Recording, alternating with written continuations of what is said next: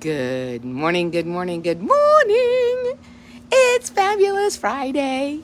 How are you? You know the drill by now. Go grab your favorite beverage. I am having my coffee today. Stay positive. Stay positive. Oh, always so good. And I thought I would do it from outside. It's decadent, deliciously warm out here, and I know that it's not in so many places. So I'm sending you some sunshine and some warmth if you're in a place that's cold.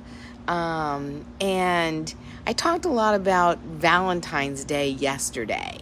And something that I also wanted to add was that and who did I hear it from? I heard it from someone. I think I heard like a snippet from Oprah podcast or something where it's a celebration of love and that the love starts with the love of ourselves.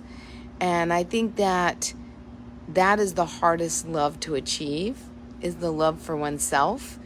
And once we do, good golly, loving others is easy, right? And we also become a beacon of love when we love ourselves. And I think it's a work in progress. There are some days that I am better at it than others.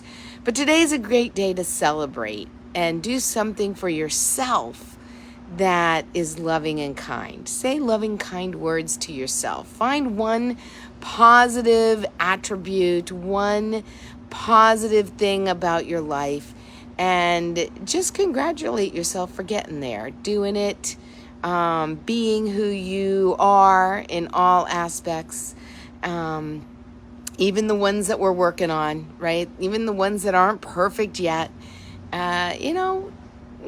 loving all of us in all our dimensions. And I talked a lot about love yesterday, so I'm not going to harp on the whole love thing, but I thought I left out that little bit, and so I thought I would share. I also, something that's very interesting, because as each passing day, we get a day older, right? We get a day older. And being down here, there is a lot of individuals, especially women, who, as they're getting older, are fighting it. And, I'm not going to say fighting it. I'm going to say are holding on to looking as good as they can for as long as they can. How's that? Looking as good as they can for as long as they can. And different people do it in different ways, right? Whether it's Botox or facelift or injections or, I don't know, face yoga. I don't know. And I haven't really gone down that path yet. And I will tell you, I have given it some thought. And then I thought today, I have a question. Would you rather, and this really put things in perspective for me, and I'm curious, and you're like, all right, Amy, get to it. Would you rather die early or live long and wrinkled? Would you rather die early or live long and wrinkled? For some, they'd rather die early. And I say that because I've noticed that you can't really tell right now, but there are, you can't, well, that's a good thing. You can't tell right now. But the skin on my arms, especially near my elbows, is starting to lose its, I guess it's elasticity. It's getting kind of saggy, loose. It's getting loose. And, I can do as many bicep curls as I want. That's going to, flex the muscle, but that's not going to tighten the skin on my arms, right? And I'm not going to have surgery to tighten the skin on my arms. And can I accept the looser, wrinklier, you know what I'm talking about, skin on my body? I see it on my legs, like right above my knees when I'm standing, right at my elbows when my arms are bent. And am I able to accept that is a, not a consequence, part of aging. And be grateful that I get to experience it and not die early. Can I wrap my head around that? What do you think? What do you think? Yeah. Something that I was pondering today as I was out walking Duncan. You know, would I rather not have to deal with the aging process of getting, multiple wrinkles in my skin and sagging, skin sagging, because, it looks kind of silly to just, fix the face and then have like the saggy arms and the saggy legs and the saggy butt. And I have a friend that is starting to date, and she's, older, in her 50s, and she's, concerned and about, how she looks and how her skin looks and how, and what's really interesting is that the more guys I talk to, they're not really caring. They don't even see it. Most guys don't even see it, which is such a beautiful thing. It's such a beautiful thing. Now, you may be saying, Amy, you're full of dog doo-doo, that, you see all these older men with 24-year-olds on their arms. They see it. Yeah, but do you want to be with that kind of a guy? Is that the kind of person you want to be with? I mean, ask yourself that. Someone who can't see you for the beauty that's inside. Yeah, it's very interesting how, and I see it also in guys, like this next generation, how they're, I don't want to say chasing beauty, but striving to look the best they can. And there's a certain image that they have in their head of what is handsome or what is good looking. And if they don't meet it, they're working out like crazy at the gym, or they're, doing their thing to look. Some, not all, some have the belief. And here's another thing. Let's talk a moment about beliefs, because I know a couple of people who have the belief of, it's just part of getting older. So as people age, they slow down. Really?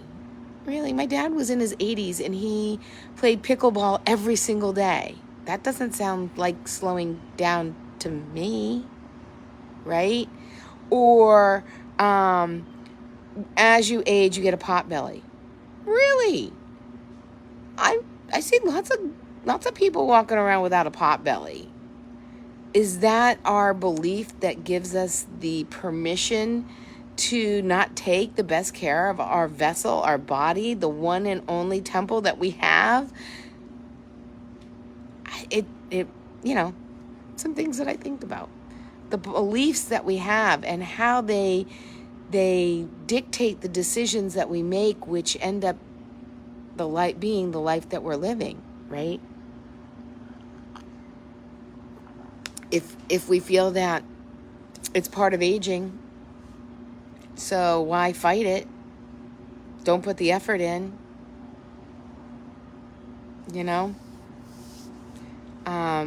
What are your thoughts?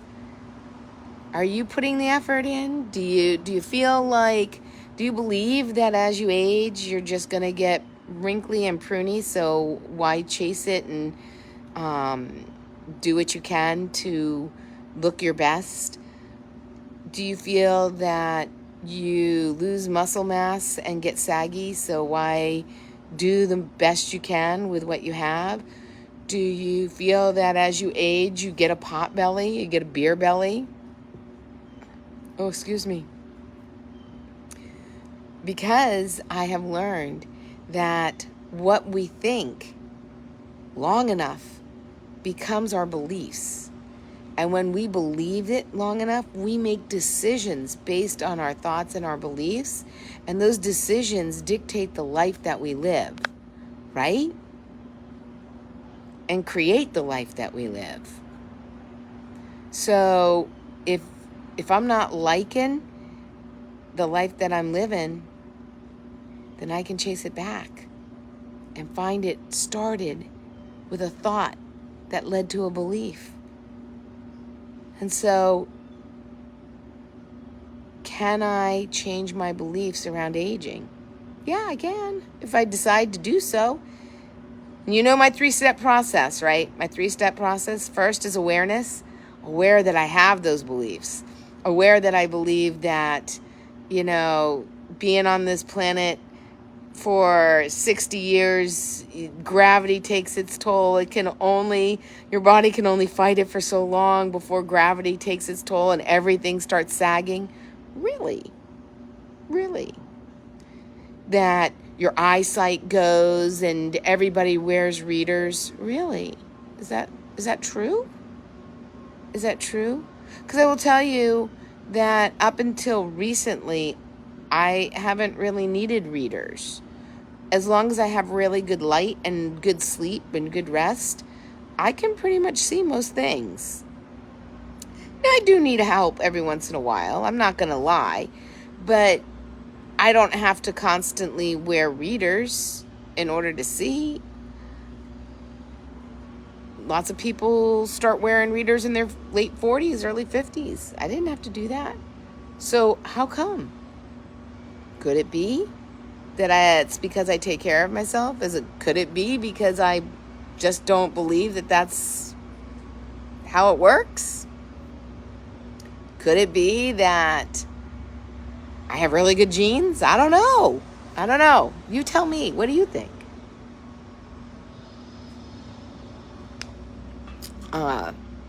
So these are some of the things that I contemplate, some of the things I think about, some of the things that I challenge myself when I'm become aware. Well, I was telling you the 3 steps. The first step is awareness, right?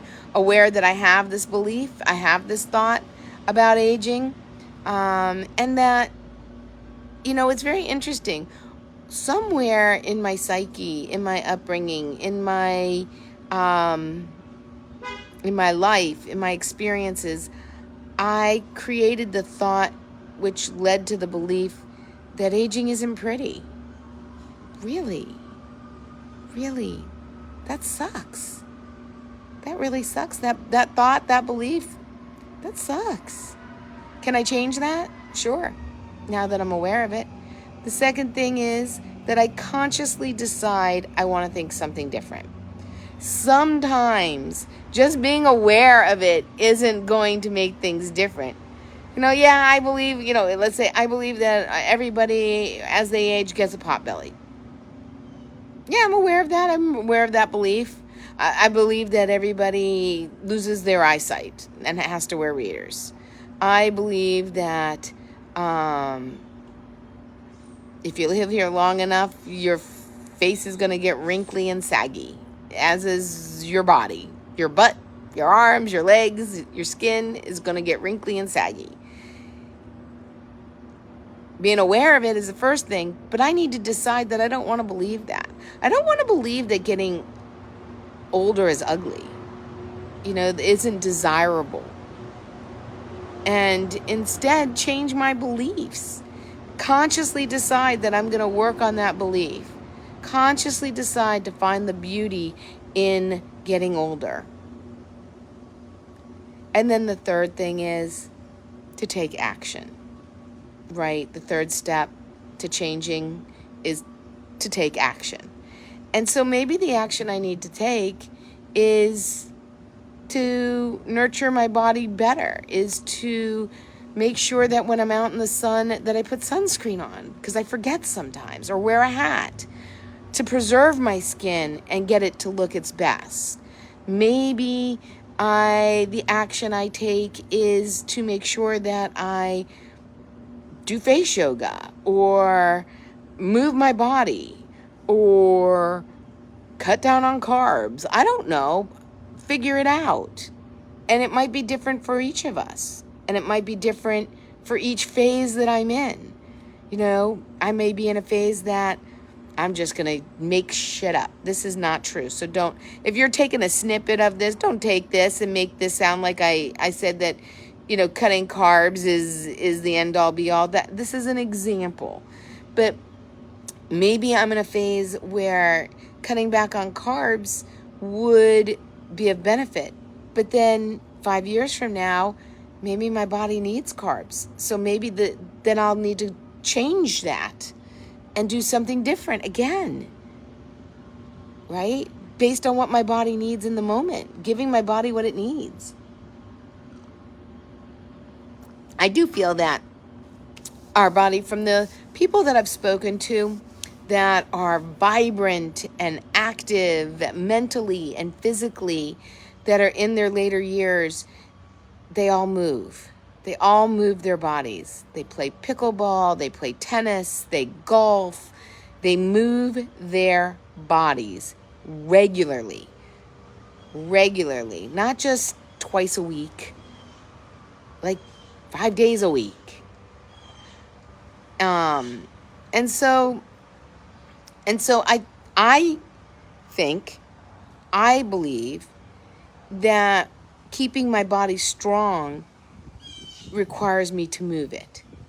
So then if that's my thought and my belief, then my action is I walk every day. Now, I am going to eventually, when I get my adrenals working properly, so I'm not so exhausted, get back to adding a little bit more into that. I want to do some weights. I think that that's also important for us. But I'm not into high intensity. I'm not into high impact. I'm not into hours of cardio. And that's okay. 'Cause my belief isn't that I need that. But if my belief was, in order to stay fit, I need to do cardio every day and I need to do 2 hours of it, then if that's my belief, then the action that I'm taking should align with that in order for me to actually fulfill that belief. But so often we talk ourselves into and out of beliefs that are easiest, ones that don't take as much effort. At least I do, right? Being aware of that is the first step. Consciously deciding I want a different thing, different thought, different belief is a second, and then taking different action. Because we know that doing the same thing and expecting different results is insane. And yet, I'm guilty of doing it all the time, right? But being aware, I can make those changes and take the different action. So that's the 3-step process that I do. Those are some of the things that I've been thinking about. I'd love to hear your thoughts on getting older. And I hope that whatever you do today, that you find something that's loving and kind to do for yourself. Whether that's a bath or a candlelit dinner, do it for yourself because you deserve it. And I will check back in and see what you did on Monday. All right. Make it a great day. See ya.